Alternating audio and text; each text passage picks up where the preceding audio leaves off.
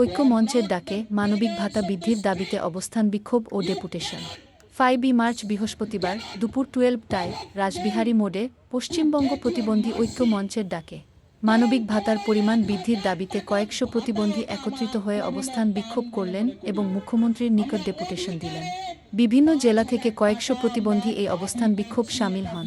বিক্ষোভ কর্মসূচি হওয়ার কথা ছিল হাজরা মোড়ে, কিন্তু প্রশাসনের নির্দেশে ও বাধা দেওয়ার ফলে রাসবিহারী মোড়ে এনে ব্যারিকেড করে দেন। তাহারা ক্ষুব্ধ হয়ে উঠেন এবং অবস্থান বিক্ষোভ শুরু করেন। এই বিক্ষোভের নেতৃত্ব দেন পশ্চিমবঙ্গ প্রতিবন্ধী ঐক্য মঞ্চের সভাপতি শঙ্খ মহন্ত এবং যুগ্ম সম্পাদক সৈকত কুমার কর। শম্পা দাস সম্পাদক, দৈনিক নগর সংবাদ, নগর সংবাদ 24.com, নগর টিভি, ভারত, কলকাতা ব্যুরো।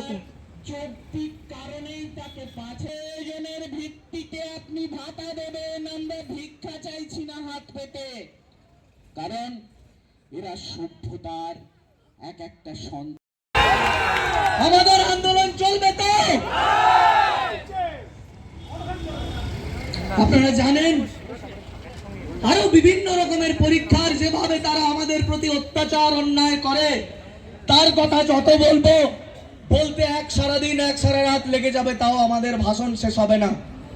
কিন্তু এই মঞ্চ থেকে আমি সবার কাছে এক জায়গায় আর্জি জানাতে চাই যে পশ্চিমবঙ্গ প্রতিবন্ধী ঐক্য মঞ্চের ডাকে প্রতিবন্ধীর যে ভাতা, আমাদের যে মানবিক ভাতার অধিকারের দাবিতে, বৃদ্ধির দাবিতে যে আন্দোলন হচ্ছে, আজকে আমরা এখান থেকে কেবলমাত্র তার ট্রেলারটা দেখাচ্ছি।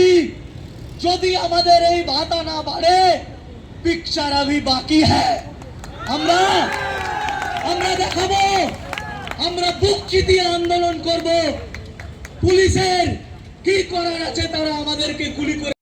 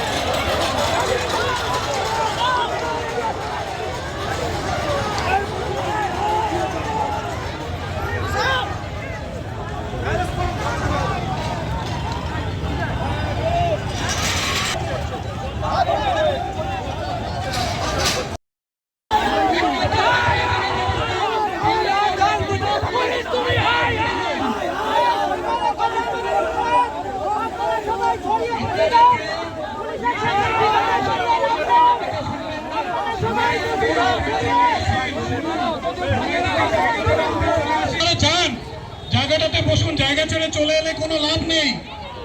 সবাই নিজের রাস্তাটা ব্লক করে রাখুন, যাতে পুলিশ প্রশাসন গাড়ি ঢোকাতে না পারে। তারা প্রয়োজনে গায়ের উপর গাড়ি চালিয়ে দিতে পারে, এদের উপর বিশ্বাস নেই।